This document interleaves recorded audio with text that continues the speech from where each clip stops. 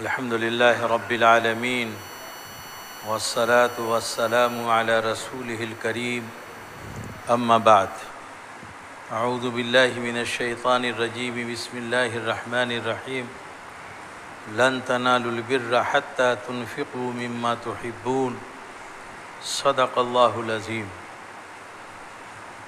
وفاق العلماء بہار کے باوقار صدر جامعہ ربانی منوڑوا شریف کے بانی و محتمم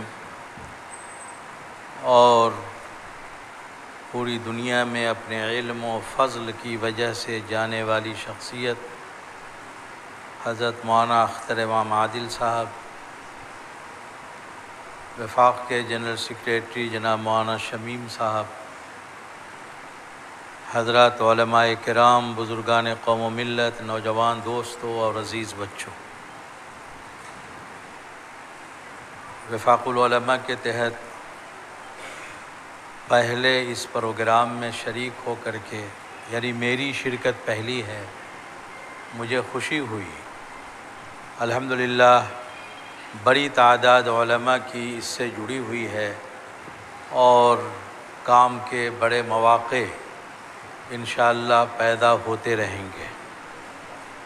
میں آپ تمام حضرات کو اس پروگرام میں تشریف لانے اور وقف کے حوالے سے گفتگو کو سننے اور عمل کا ارادہ کرنے پر شکریہ ادا کرتا ہوں اور چاہتا ہوں کہ مزید فعالیت کاموں میں آئے۔ ہمارے بعض احباب یہ کہہ رہے تھے کہ بعض لوگ بعض کی حیثیتوں کو نہیں پہچانتے، تو یہ کوئی آج کی بات تو ہے نہیں۔ صوفیہ کے یہاں کہا جاتا ہے کہ معاشرت حجاب اکبر است۔ جب ہم لوگ ایک جگہ جیتے ہیں، ایک جگہ زندگی گزارتے ہیں، ایک جگہ سوتے اٹھتے بیٹھتے ہیں، تو ایک بڑا پردہ ہمارے اوپر پڑا ہوتا ہے، شخصیتوں کی پہچان نہیں ہو پاتی۔ آدمی جب چلا جاتا ہے تو ہمارے یہاں جو پھر لکھنے کا، پڑھنے کا، سیمیناروں کا، کتابوں کے چھپوانے کا جو مزاج ہے وہ سب نمایاں ہو جاتا ہے، اس لیے کہ آدمی چلا گیا تو اب معاشرت باقی نہیں۔ معاشرت باقی رہے گی تو پردہ پڑا رہے گا۔ ایک بڑے شاعر کا انتقال ہوا تو ایک صاحب بڑے مخالف تھے ان کے، خوب جو ہے لکھتے تھے خلاف میں، تو لوگوں نے تعزیتی جلسے میں ان کو بھی بلا لیا۔ انہوں نے کہا بھائی تم لوگ جانتے ہو میری کیا رائے ہے ان کے بارے میں، مجھ کو کیوں بلاتے ہو، میں کیا بولوں گا؟ تو انہوں نے کہا نہیں، آپ کو جو بولنا ہے بولیے گا، کوئی منع کچھ تھوڑی نہ کرے گا، آپ بولیے گا۔ خیر آئے تو بڑی زبردست تقریر جو ہے ان کی تعریف، توصیف اور ان کے کاموں کی پذیرائی کے حوالے سے کیا، اور پوری تقریر جب ختم ہو گئی تو انہوں نے کہا کہ یہ تقریر میری اس شکل میں ہے کہ واقعی وہ مر چکے ہوں، اور اگر زندہ ہیں تو پھر یہ بات نہیں ہے، وہ پرانی والی بات ہے۔ تو ایسا ہوتا رہا ہے، کام کرنے والے کرتے ہیں، اور جو لوگ بڑا کام کرنا چاہتے ہیں، جو ہمالیہ کی چوٹی سر کرنا چاہتے ہیں، وہ جوتوں کے گھسنے کا حساب نہیں لگایا کرتے۔ اگر جوتوں کے گھسنے کا حساب ہمالیہ کی چوٹی سر کرنے والا لگائے تو کبھی سر نہیں کر سکے گا۔ اس لیے تمام لوگوں کو جو کام میں لگے ہوئے ہیں اور جن پر تنقیدیں ہوتی ہیں اور جن کے بارے میں غلط فہمیاں پھیلائی جاتی ہیں، ان کو بالکل یاد رکھنا چاہیے کہ وہ ایک بڑے کام سے لگے ہیں، اور بڑے کام میں جوتوں کے گھسنے کا حساب نہیں لگایا جاتا ہے۔ بہت لوگ یہ کہتے ہیں کہ صاحب کام کیا ہوا؟ ارے بھائی، ایک آدمی نے اگر چڑھنے کے لیے 10 زینے بنا دیے تو اب اگلے کو 10 زینے کے اوپر کام کرنا ہوگا نا۔ اگر وہ 10 زینہ بنا کر کے نہیں جاتا تو نیچے سے شروع کرنا پڑتا۔ تو یہ بھی کام ہے، ہو سکتا ہے بہت سارے کاموں کا نتیجہ زندگی میں نہ آوے، لیکن جتنا وہ کر کے جا رہا ہے اب اس کو کام آپ کو اوپر بڑھانا ہے۔ حضرت مولانا نے میرے حوالے سے بھی بات کی تو مجھے وہ لطیفہ یاد آ رہا تھا کہ ایک بادشاہ شاید کسی بچے کے پاس یا کسی بڑے کے پاس پہنچا، اس نے کہا کہ یہ بتاؤ کہ ہم بڑے ہیں، بادشاہ بڑا ہے یا تیرا باپ بڑا ہے؟ تو بچے نے کہا کہ بڑے تو آپ ہی ہیں، میرے ابا پہلے پیدا ہوئے ہیں۔ تو وہی حال ہے، مولانا اختر امام عادل صاحب بڑے ہیں، پیدا میں پہلے ہوا ہوں۔ تو بہرکیف یہ سب اس لیے تھا کہ دیر سے آپ حضرات بیٹھے ہوئے تھے تو کچھ انشراح تو پیدا ہو خشک گفتگو سننے کے لیے۔ تو خشک گفتگو سننے کے لیے جو زمین تیار کی جاتی ہے اس کے لیے یہ چند باتیں میں نے کہہ دی۔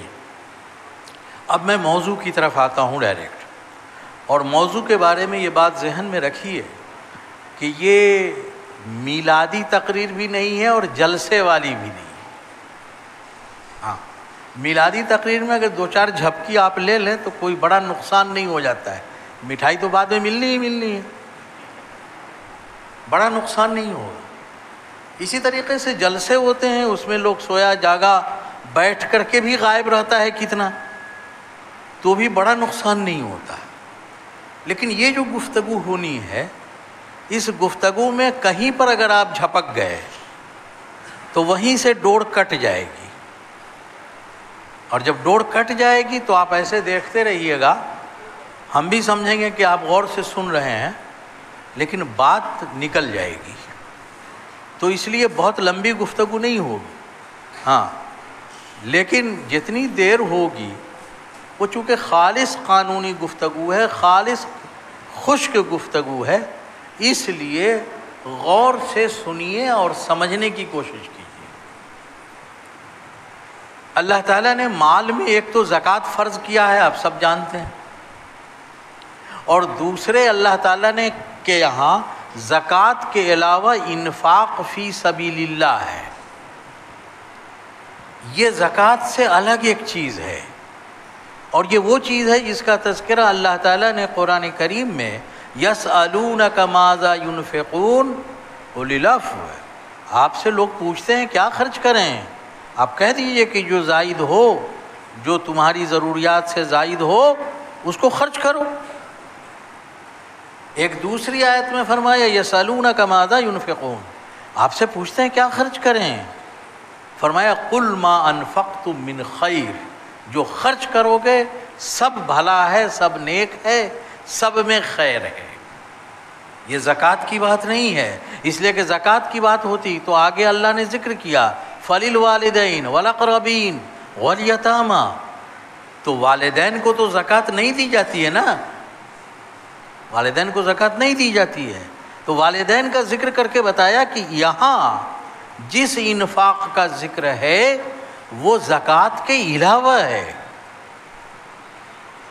اس کے بعد اللہ تعالیٰ نے ایک اور آیت نازل کی، لَن تَنَالُوا الْبِرَّ حَتَّى تُنْفِقُوا مِمَّا تُحِبُّونَ، تم بھلائی کو پا ہی نہیں سکتے جب تک تم ان چیزوں کو خرچ نہ کرو جو تمہارے نزدیک محبوب ہیں۔ اب یہ آخری بات ہو گئی، اور یہی وہ آیت ہے جس کے بعد صحابہ کرام کا ایک مزاج بن گیا، اور حضرت نے فرمایا کہ کوئی صحابی ایسا نہیں بچا جس نے صدقہ نہ کیا ہو۔ یہ لفظ میں اس لیے استعمال کر رہا کہ قرآن میں کھوجیے گا تو وقف کا لفظ نہیں ملے گا، صدقے کا لفظ استعمال ہوتا تھا، اور حضرت نے بھی جو حدیث پڑھی صدقۃ جاریہ، اس میں بھی صدقہ ہے، اور مراد وہی انفاق فی سبیل اللہ ہے، مراد وہی وقف ہے۔ تو انفاق فی سبیل اللہ کا مزاج بنا مسلمانوں کا، اور بہت کثرت سے بنا۔ حضرت مولانا محقق ہیں، ہم تو سنی سنائی بات بیان کرتے ہیں۔ کہا یہ جاتا ہے کہ آقا صلی اللہ تعالیٰ علیہ وسلم جب مکہ سے ہجرت کر کے مدینہ آ رہے تھے اور مسجد قباء کی تعمیر کا کام ہوا، شروع کیا، تو زمین حاصل کر کے وہ وقف کیا مسجد قباء کے لیے۔ تو لکھنے والوں نے لکھا ہے کہ یہ پہلا وقف تھا جو اسلام میں ہوا، چاہے وہ آقا صلی اللہ علیہ وسلم نے خود کیا ہو یا جس نے بھی دیا ہو۔ اس کے بعد لکھا ہے کہ ایک یہودی تھا جس نے جو ہے 7 باغ آقا صلی اللہ علیہ وسلم کو دینے کی وصیت کی تھی کہ میں مر جاؤں تو دے دیا جائے ان کو. تھا یہودی لیکن شخصیتوں سے بھی تو محبت ہوتی ہے، دین سے محبت نہیں تھی، دین تو دوسرا تھا. تو اس نے 7 باغ وقف کیے، وصیت کے مطابق آقا کے پاس آئے اور آقا صلی اللہ علیہ وسلم نے اس کو وصیت کو قبول کر لیا اور قبول کر کے وقف کر دیا. پھر اس کے بعد حضرت معاویہ نے کئی تذکرے کیے، حضرت عمر کا، حضرت عثمان نے وقف کیا، حضرت ابو طلحہ انصاری نے بریحہ نامی باغ کو جو ہے وقف کیا. تو اوقاف کا یہ سلسلہ چلا. حضرت معاویہ نے فرمایا کہ وہاں صراحت ہے کہ نہ اسے بیچا جا سکتا ہے، نہ ہدیہ کیا جا سکتا ہے، نہ یہ کیا جا سکتا ہے، نہ وہ کیا جا سکتا ہے. ہندوستان میں اسلام آیا تو معاویہ نے بتایا کہ بڑی تعداد میں یہاں جاگیریں دی گئیں. یہ سلسلہ چلا، اتنا طویل یہ سلسلہ ہندوستان میں اوقاف کا چلا کہ پارلیمنٹ میں جو بیان دیا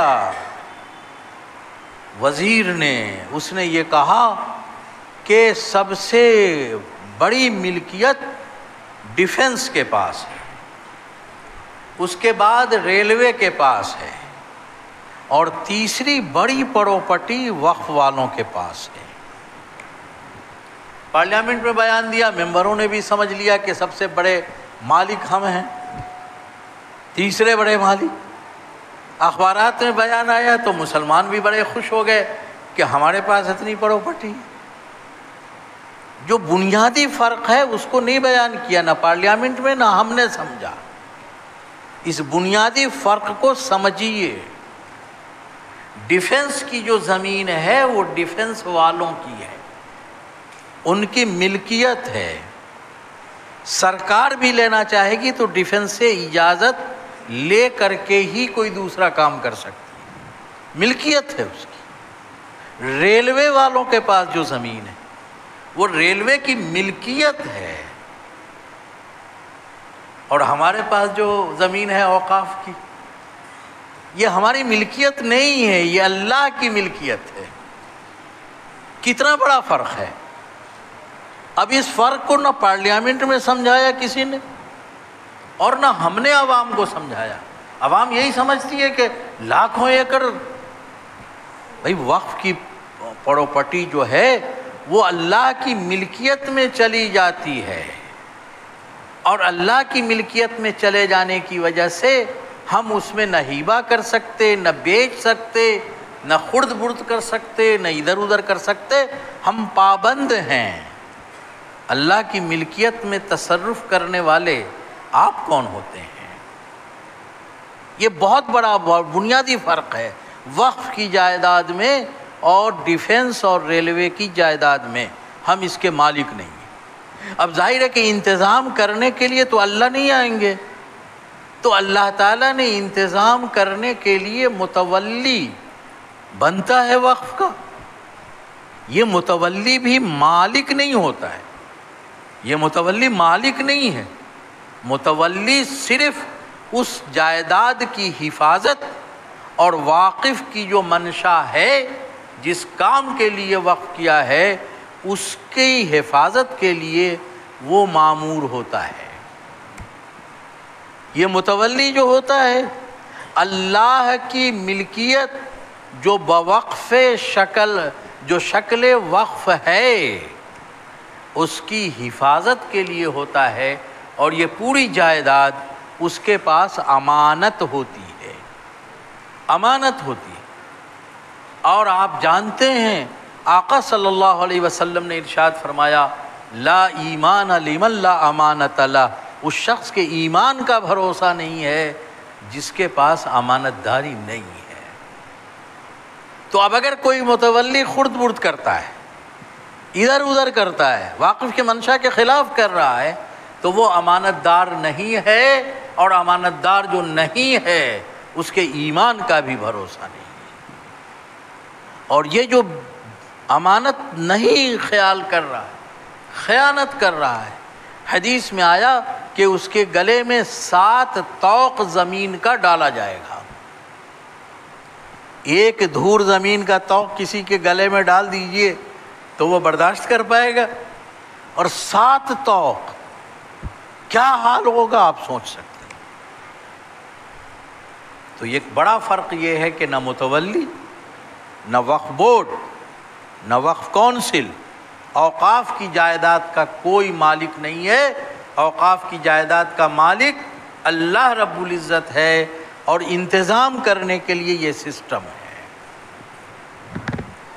مولانا نے ذکر کیا 1923 میں بنا، پھر آزاد ہندوستان میں 1954 میں بنا، پھر اس میں 1959 میں ترمیم کی گئی، پھر 1969 میں ترمیم کی گئی، پھر 1984-85 میں یہ معاملہ آیا، پھر 2013 میں آیا، 1995 میں ایکٹ بنا، 2013 میں ترمیم ہوئی، اور اب 24 میں سرکار ترمیم لا رہی ہے، مجوزہ ہیں۔ اتنے بار وقف کو ادھر ادھر کیا گیا۔ 1900 سب سے پہلا وقف کی حفاظت کا کام امارت شریعہ کے بانی مولانا ابو المحاسن محمد سجاد نے کیا، اور ان کی جو 6 مہینے نہیں 120 دن کی حکومت ہوئی، اس میں انہوں نے وقف کو، وقف کی زمینوں کو مالگزاری ٹیکس سے مستثنی قرار دیا۔ ان کی کتاب قانونی مسودہ، اس میں وہ موجود ہے، جو ڈرافٹ انہوں نے کیا اور جو بھیجا اور محنت کی۔ پھر یہ محنت ہوتی رہی۔ 1995 کے ایکٹ کے پہلے حضرت مولانا منت اللہ صاحب امیر شریعت رابع تھے، انہوں نے اس کے پہلے محنت کی 84-85 کے بعد ہی، تو اس کے بعد کچھ 1995 کا ایکٹ بنا۔ 1995 کے بعد 2013 میں پھر ترمیمات لائی گئیں، تو اس وقت کانگریس کی حکومت تھی، اور کانگریس نے لال جان پاشا کو چیئرمین بنایا تھا جوائنٹ پارلیمنٹری کمیٹی کا، مشترکہ پارلیمانی کمیٹی کا، اور وہ پورے ہندوستان کی ریاستوں کا دورہ کیا تھا اس نے، اور یہاں پٹنہ بھی آئے تھے، اور امارت شریعہ نے بھی ترمیمات پیش کی تھیں۔ اتفاق سے نمائندگی کے لیے مجھی کو مولانا سید نظام الدین صاحب نے کہا ڈرافٹ تیار کرو، لے کے جاؤ، تو سب میں نے کیا تھا۔ اس لیے 2013 کا معاملہ تو میں اس میں شریک ہوں۔ حضرت مولانا محمد ولی رحمانی صاحب نے کوشش کی، اور اس زمانے میں وہ سیکریٹری تھے آل انڈیا مسلم پرسنل لا بورڈ کے، اس کوشش کے نتیجے میں بہت ساری ترمیمات ہماری طرف کی قبول کر لی گئیں۔ اب جو 24 میں آ رہا ہے، اس میں کیا پریشانی ہے؟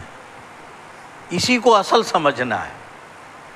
ہمیں پریشانی یہ ہے کہ وقف ایکٹ کا نام بدل دیا گیا ہے، اور بدل کر کے اس میں امپاورمنٹ اور ڈیولپمنٹ دونوں کو شامل کر دیا گیا ہے۔ کیا مطلب ہے؟ کیا فرق پڑ گیا؟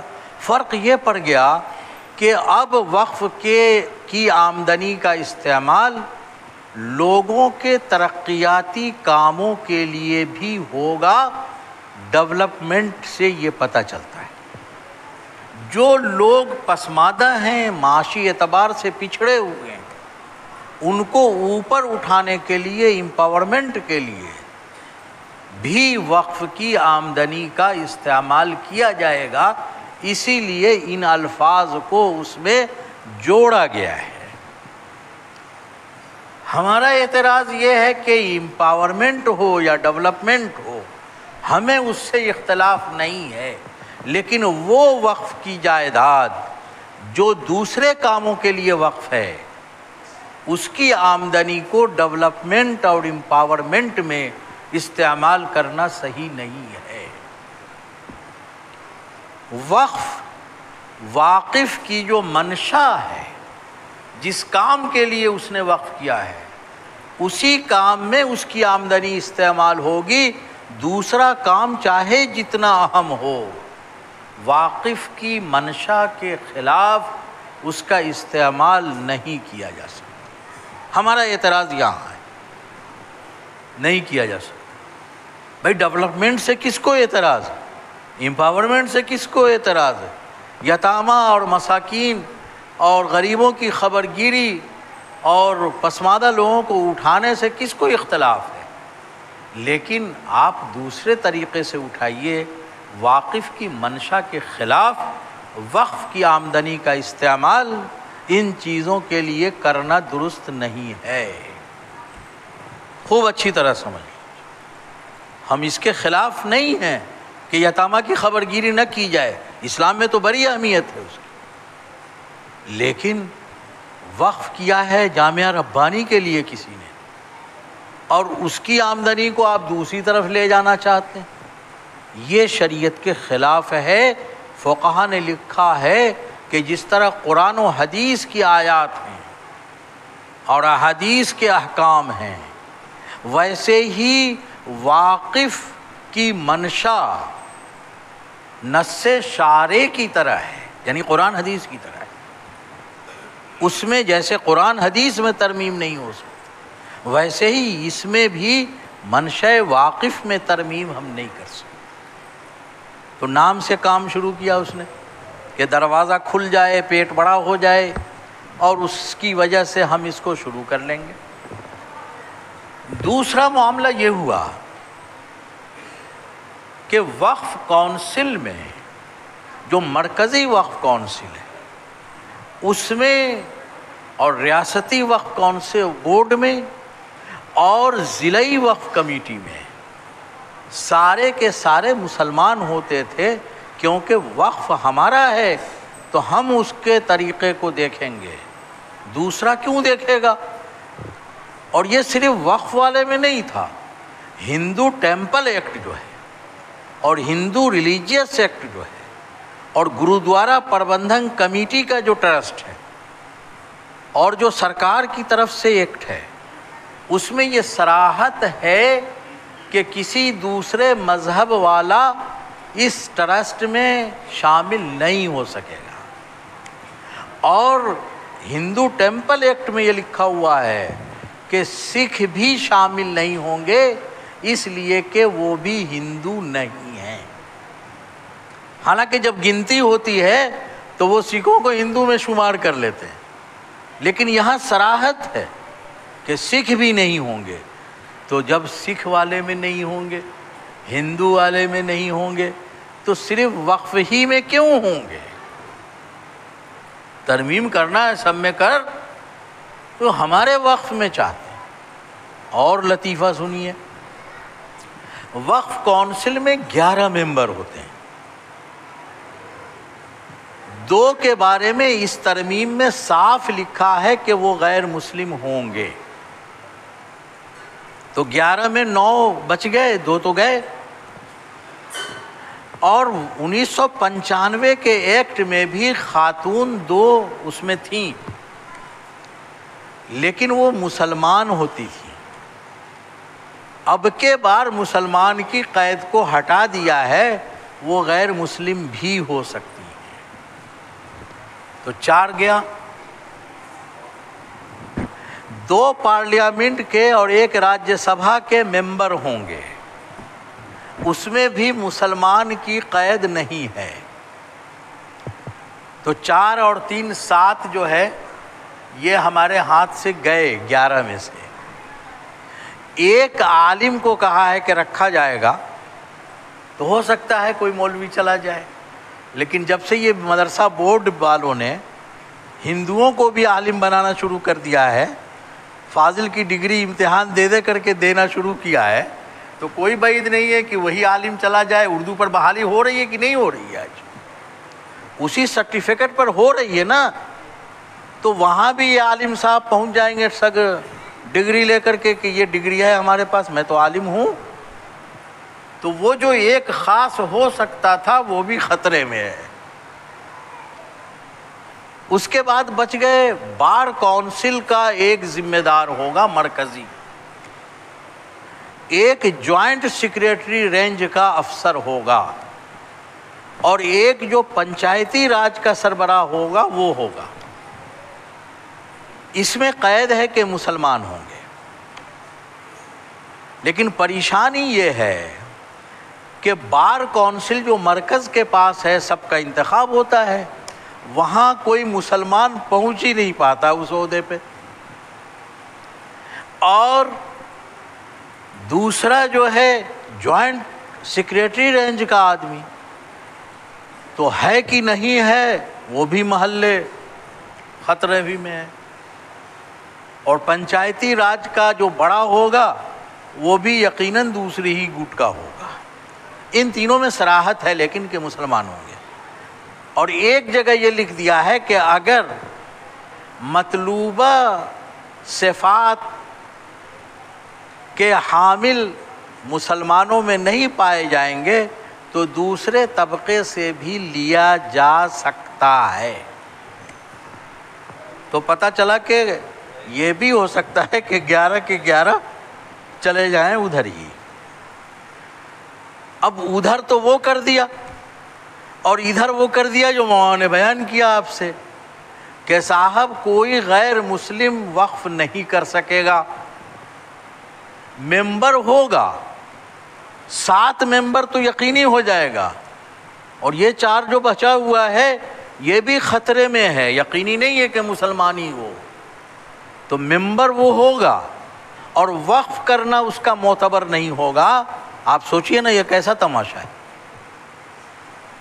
اور اگر کوئی نو مسلم مسلمان ہے، نیا مسلمان ہوا ہے، تو 5 سال تک حضرت نے بتایا آپ کو کہ وہ پریکٹیکل مسلمان رہا ہو تب وہ وقف کرنے کا اہل ہوگا۔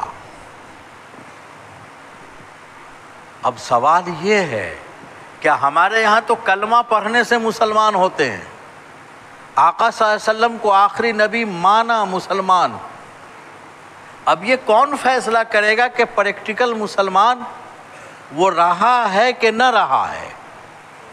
بھئی کوئی نماز پڑھتا ہے نہیں پڑھتا ہے، کوئی داڑھی رکھتا ہے نہیں رکھتا ہے، کوئی شادی بیاہ میں تماشے کرواتا ہے کوئی نہیں کرواتا ہے، روزہ رکھتا ہے نہیں رکھتا ہے، حج کرتا ہے نہیں کرتا ہے، تو یہ پیمانہ کون دیکھے گا کہ صاحب یہ پریکٹیکل مسلمان ہے کہ نہیں؟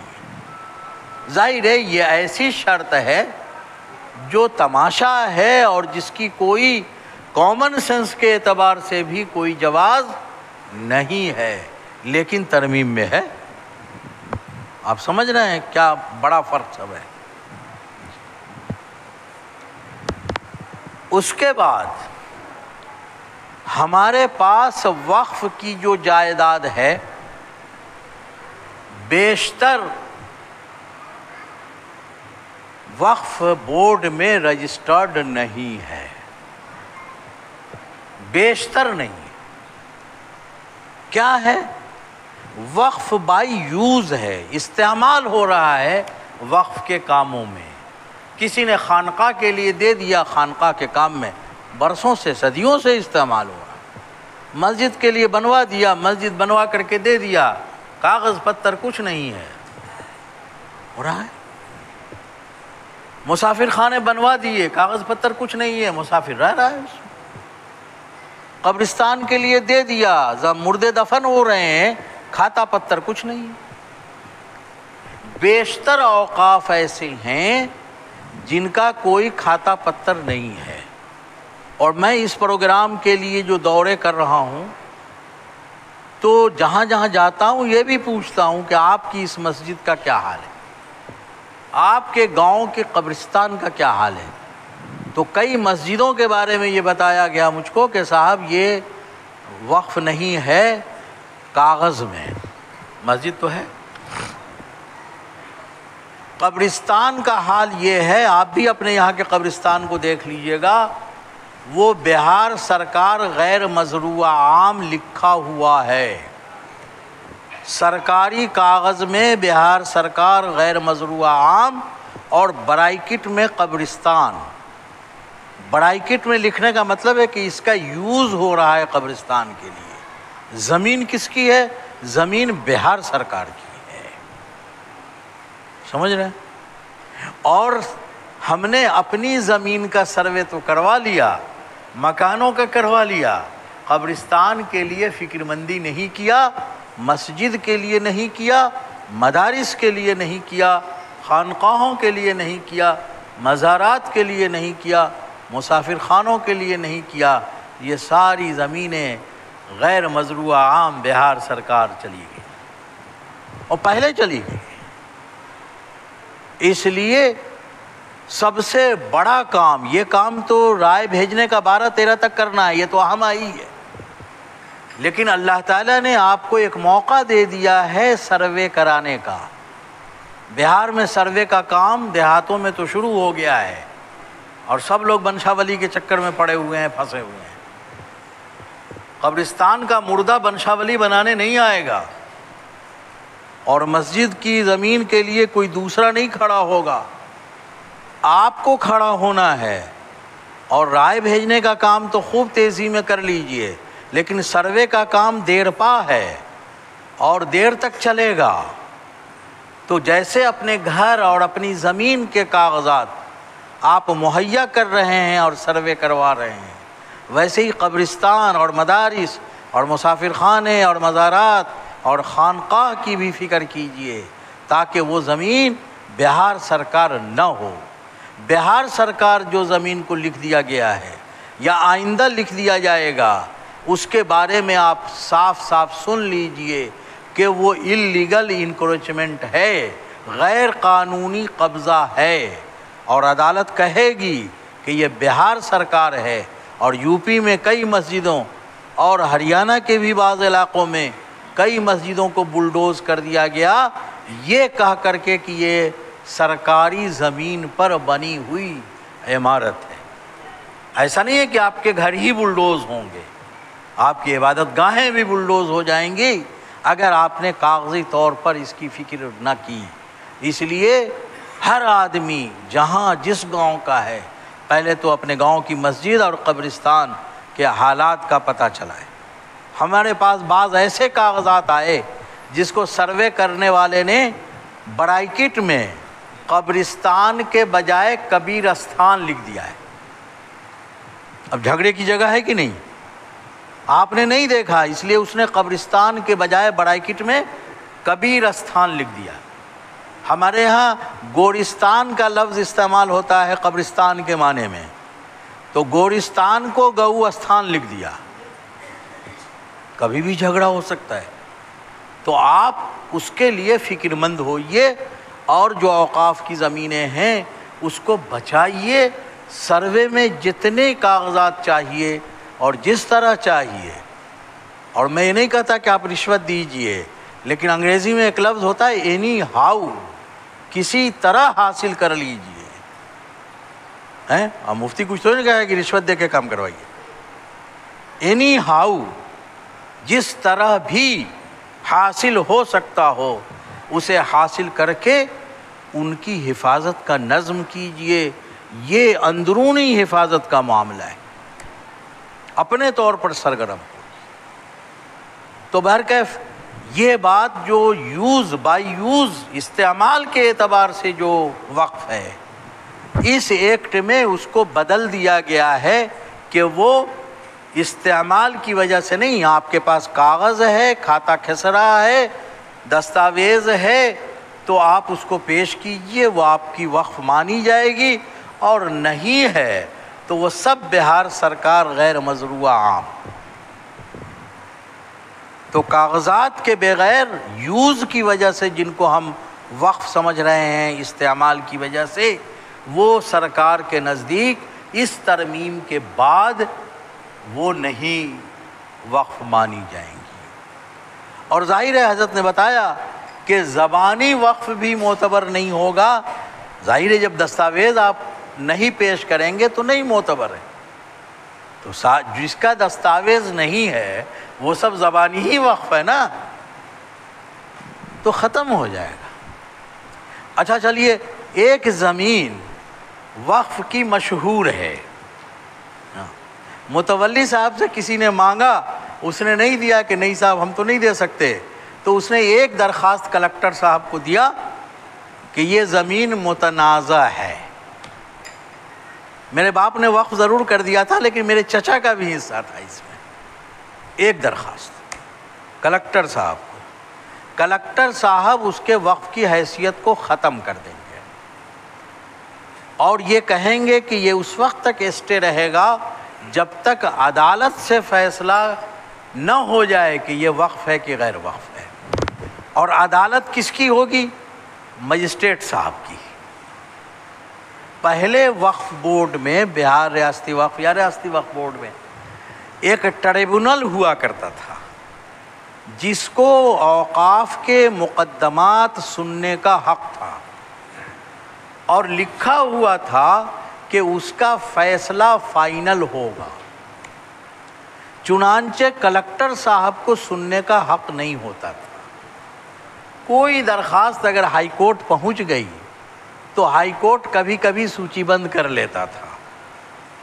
اب یہ کیا ہے کہ ٹریبونل کی حیثیت ختم، وہ سماعت جو کر لے بات جا کے کلکٹر تک پہنچے اور کلکٹر کا فیصلہ نچلی عدالت کی حد تک فائنل سمجھا جائے گا.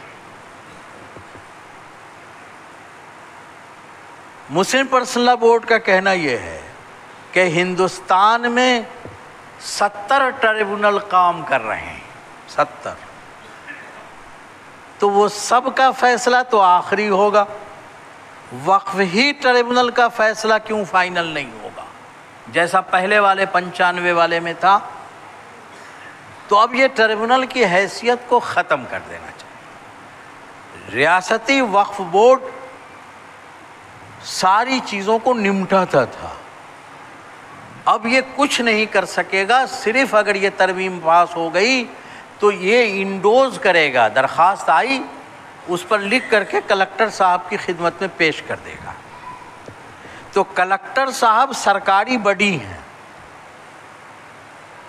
وہ غیر مزروعہ عام بہار سرکار کے مدعی ہیں اور منصف بھی وہی ہو جائیں گے اس ترمیم کے بنیاد پر. تو کبھی ایسا ہو سکے گا کہ جو مدعی ہے وہ مدعے کے بارے میں انصاف کر ڈالے؟ تو کلکٹر صاحب کی حیثیت غیر مزروعہ عام کے مالک کی حیثیت سے ضلعی سطح پر کلکٹر صاحب مدعی ہیں کہ غیر مزروعہ عام، اور وہی فیصلہ بھی کریں گے. ترمیم میں یہ بات ہے. تو سوال یہ ہے کہ وہی قاتل اور وہی منصف اور وہی شاہد سب وہی ہو جائیں گے تو وقف کا کیا ہوگا؟ تو وقف کا معاملہ بالکل ختم ہو کے رہ جائے گا. کسی زمین کے بارے میں کسی نے ایسے ہی لکھ کے دے دیا کہ یہ بہار سرکار غیر مزروعہ ہے، وقف والے زبردستی قبضہ کیے ہوئے ہیں، تو کلکٹر صاحب جانچ کروائیں گے اور جانچ میں جو کریں گے وہ آپ جانتے ہیں. اور لکھا ہے کہ ریونیو ریکارڈ کو بھی بدل ڈالیں گے کہ غیر مزروعہ بہار سرکار ہے تو ہے. تو یہ سارا تماشا کیبنٹ نے 40 ترمیمات طے کی تھی اور جب بل پارلیمنٹ میں پیش کیا گیا تو 44 ترمیمات تھیں. اور امارت شریعہ اور آل انڈیا مسلم پرسنل لا بورڈ کی ریسرچ ٹیم نے جو جائزہ لیا ہے ان ترمیمات کا تو اس میں 157 ترمیمات ہیں. کتنی ہے؟ 157. پھر 44 ہی کیوں کہہ رہے ہیں لوگ؟ 44 اس لیے کہہ رہے ہیں کہ ایک پیراگراف میں اگر 3 ترمیم کو گھسا دیا گیا ہے تو انہوں نے ایک گن لیا ہے، لیکن ریسرچ ٹیم نے تینوں کو الگ الگ کیا ہے کہ بھائی یہ بھی ترمیم کر رہے ہیں 95 میں یا نہیں تھا، یہ بھی کر رہے ہیں، یہ بھی کر رہے ہیں. تو اس طریقے سے ترمیم کی تعداد 157 تک پہنچ گئی. اتنی ترمیمات. اب آپ سوچئے کہ کسی ایک ایکٹ میں 157 ترمیم ہو تو وہ ترمیم اور بل کیا ہوا؟ وہ تو پورا ہی کا پورا نیا ایکٹ ہو جائے گا. ہو جائے گا کہ نہیں ہو جائے گا؟ پورا کا پورا نیا ایکٹ ہو جائے گا۔ اب یہ بل جب پارلیمنٹ میں آنا تھا تو 2 یا 3 روز پہلے پارلیمنٹ کے ممبروں کو دے دیا گیا تھا، تو ظاہر ہے کہ ممبر کے پاس کوئی چیز گئی تو جو ہمارے متعلق ہے وہ ہمارے پاس بھی آ گئی۔ تو اسی وقت سے آل انڈیا مسلم پرسنل لا بورڈ نے اور امارت شریعہ کے لوگوں نے محنت شروع کی، اور محنت کر کے پارلیمنٹ سے اس بل کو پاس نہیں ہونے دیا۔ یہ تو تھے نہیں وہاں، لیکن انہوں نے پارٹی کے لیڈروں کو تیار کیا اس کام کے لیے کہ آپ وہاں اس کی مخالفت کریں۔ لیکن دقت یہ ہے کہ پارٹی لائن سے باہر ہو کر کے، چاہے مسلمان ہو کہ غیر مسلم، پارلیمنٹ میں بات نہیں کرتا ہے۔ کرے گا تو پارٹی نکال دے گی، اگلا ٹکٹ کٹ جائے گا۔ تو یہ بات لیڈروں کو کہی گئی۔ 3:47-48 پر مسلم پرسنل لا بورڈ اس میں کامیاب ہو سکی کہ پارٹی، جو ان کی پارٹی کے لوگ تھے، چراغ پاسوان تھے، جدیو کے للن سنگھ کی تقریر تو اتنی زبردست حمایت میں ہو گئی تھی کہ اتنی حمایت میں بی جے پی نے نہیں بولا تھا۔ لیکن جب یہ تیاری کی گئی تو 3:47-45 پہ ایک سادی پرچی، جو لوگ روز دیکھتے رہے اس دن کا پروگرام، تو وہ سادی پرچی جو ہے وہاں لیڈروں تک پہنچ گئی، جس میں یہ لکھا تھا کہ اسے جے پی سی کے حوالے کرنا چاہیے۔ تو پارٹی لائن کو چینج نہیں کیا لوگوں نے، بس یہ کیا کہ ذرا اس کو بھیج دینا چاہیے، تو تھوڑا موقع مل گیا۔ اب سب 2 میٹنگیں جے پی سی جوائنٹ پارلیمنٹری کمیٹی کی ہو چکی ہے، لیکن بے نتیجہ ہوئی ہے۔ پہلی میٹنگ تو جھگڑے کی نظر ہو گئی، دوسری میٹنگ میں بھی کوئی بات نہیں آئی، تو فیصلہ کیا جے پی سی کے صدر نے کہ ہم عوام سے رائے لیں گے۔ ہم لوگوں کو اعتراض اس پہ تھا کہ وقف جب ہمارا ہے تو عوام رائے کیوں دے گی؟ ہم سے رائے مانگیے نا، مسئلہ ہمارا ہے تو ہم سے رائے مانگیے، عوام سے رائے مانگنے کا کیا مطلب ہے؟ اس لیے مانگا کہ ہماری اکثریت تو انہی کی ہے، تو اگر رائے دینے میں وہ بڑھ جائیں گے تو جے پی سی کو یہ کہنے کا حق ہو جائے گا کہ ہم نے تو عوام سے رائے مانگی اور عوام نے دیا کہ اس بل کو مان لیا جائے۔ آپ سمجھیے، صرف ہم سے مانگتے تو مسئلہ بہت حساس نہیں تھا، بھیجتے ہم لوگ، لیکن اب مسئلہ عوام کا ہے اور چاہتے ہیں وہ، اس لیے 15 دن کا وقت دیا، اور 15 دن میں کئی روز، 3-4 روز تو نکل گئے۔ رائے بھیجنی ہے، مسلم پرسنل لا بورڈ کے نام سے وہ بار کوڈ ہے، اس لیے کہ ہمارا ماننا ہے کہ یہ پوری تحریک ہم آل انڈیا مسلم پرسنل لا بورڈ کے بینر تلے لڑیں گے اور چلائیں گے، اور جتنی تنظیمیں ہیں وہ چاہے اپنا بینر استعمال کر رہی ہوں، لیکن آل انڈیا مسلم پرسنل لا بورڈ کے بازو کو مضبوط کرنا ہے۔ اس لیے آل انڈیا مسلم پرسنل لا بورڈ کا جو بار کوڈ ہے، جو اصلاً تیار امارت شریعہ نے کیا ہے، اس پر آل انڈیا مسلم پرسنل لا بورڈ لکھا ہوا ہے۔ آپ اس پر اپنی رائے تیزی میں بھیجنے کا کام کیجیے، اور کل جمعہ کا دن ہے، ہر کونے پہ، ہر گیٹ پہ 2-4 جوانوں کو تیار کیجیے کہ وہ ان لوگوں کو جن کو نہیں آ رہا ہے بھیجنے، ان کی مدد کریں اور ان کی طرف سے بھی رائے چلی جائے۔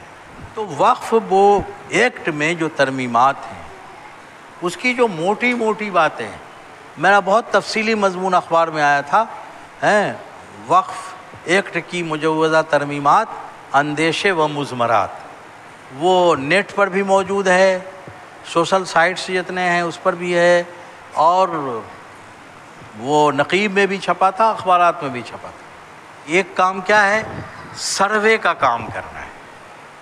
سروے کسی حال میں نہیں چھوٹنا چاہیے، وہی ہماری بیس ہے، اساس ہے۔ ٹھیک ہے آج یہ ترمیمی بل واپس ہو جائے گا، لیکن ہم تو کمزور ہی رہ جائیں گے نا اگر ہم نے سروے نہیں کرا لیا، اور یہ معاملہ کبھی بھی کھڑا ہو سکتا ہے۔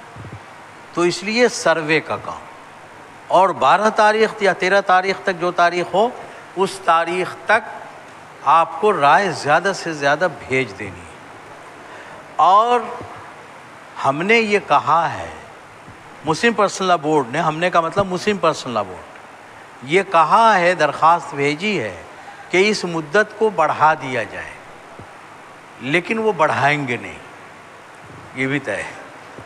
انگریزی یا ہندی میں بھیجنا ہے۔ ہم نے یہ بھی سوال اٹھایا ہے مسلم پرسنل لا بورڈ نے کہ ملک میں جب بہت ساری زبانیں سرکار مانتی ہے تو دوسری زبان میں کیوں نہیں بھیج سکتا ہے؟ بھئی تامل والا تامل میں کیوں نہیں بھیج سکتا؟ کرناٹک والا کنڑ میں کیوں نہیں بھیج سکتا؟ بنگالی بنگلہ میں کیوں نہیں بھیج سکتا؟ اس کے لیے بھی ہم لوگوں نے الگ الگ بار کوڈ بنائے ہیں، لیکن ظاہر ہے کہ اس میں ہدایت ہے کہ انگریزی میں یا ہندی میں 2 ہی زبان ایکسیپٹ ہے، تیسرا کچھ نہیں۔ تو ایک کام سروے والا، اور دوسرا کام یہ، اس وقت مدارس کے تحفظ کا مسئلہ 2 طرح سے پریشان کن ہے۔ ایک تو وقف کی زمین کے حوالے سے، اگر زمین پر مدرسہ بنا ہے اور وقف کا کاغذ نہیں ہے تو آنچ اس پر بھی آئے گی۔ تو ایک مار تو وقف کی طرف سے پڑنے والی ہے، رجسٹرڈ نہیں، اور دوسری مار یہ ہے، اس کو بھی غور سے سن لیجئے، اس پر اخبارات میں بھی کم آ رہا ہے اور لوگ توجہ بھی کم دے رہے ہیں۔ آپ کے علم میں ہے کہ آسام میں مدارس کو کنورٹ کر دیا گیا اسکول میں، علم میں ہے، ہیمنت بسوا سرما نے کر دیا، اور وہ اب اسکول میں پڑھا رہے ہیں۔ یو پی میں الہ آباد ہائی کورٹ نے یہ فیصلہ کر دیا کہ جو مدارس میں بچے پڑھ رہے ہیں ان بچوں کو اسکول میں 1 ماہ کے اندر داخل کرا دیا جائے، ورنہ مدارس کے جو ذمہ دار ہیں ان پر بھی کیس ہوگا اور ان کی گرفتاری بھی ہو سکتی ہے۔ جرم کیا کیا انہوں نے، اس کو بھی سمجھ لیجیے۔ جرم یہ کیا کہ لازمی تعلیمی پالیسی جو ہے،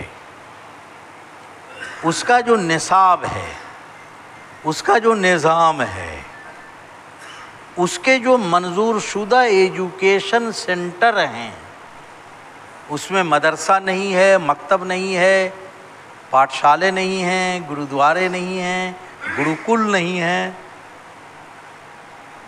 یہ بات جب لازمی تعلیمی ایکٹ، دونوں میں فرق کیجئے، لازمی تعلیمی ایکٹ اور لازمی تعلیمی پالیسی، تو لازمی تعلیمی ایکٹ جو آیا تھا اس میں یہ بات تھی کہ یہ ایجوکیشن سینٹر نہیں ہے۔ تو حضرت مولانا محمد ولی رحمانی رحمۃ اللہ علیہ حیات سے تھے، انہوں نے آل انڈیا مسلم پرسنل لا بورڈ کے جنرل سیکریٹری کی حیثیت سے اور امارت شریعہ کے امیر شریعت کی حیثیت سے یہ تحریک چلائی کہ ان اداروں کو بھی سرکار ایجوکیشن سینٹر مانے، چاہے ان کا رجسٹریشن ہو یا نہ ہو۔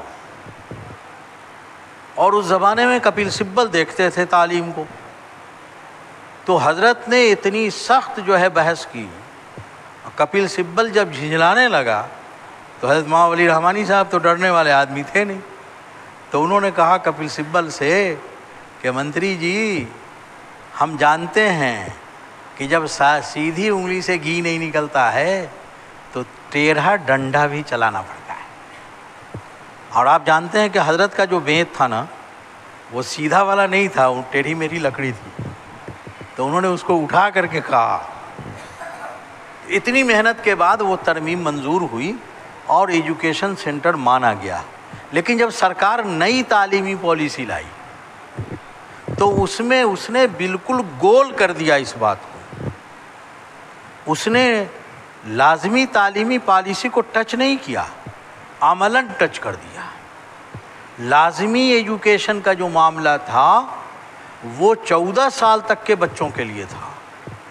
نئی تعلیمی پالیسی میں 16 سال تک کے بچوں کے لیے لازمی ایجوکیشن کیا گیا، تو گویا کہ عملاً اس کو بدل دیا گیا. ٹھیک ہے. اب آپ کا مدرسہ چاہے جو پڑھاویں، مکتب چاہے جو پڑھاویں، یہ سرکار کی نظر میں ایجوکیشن سینٹر نہیں ہے.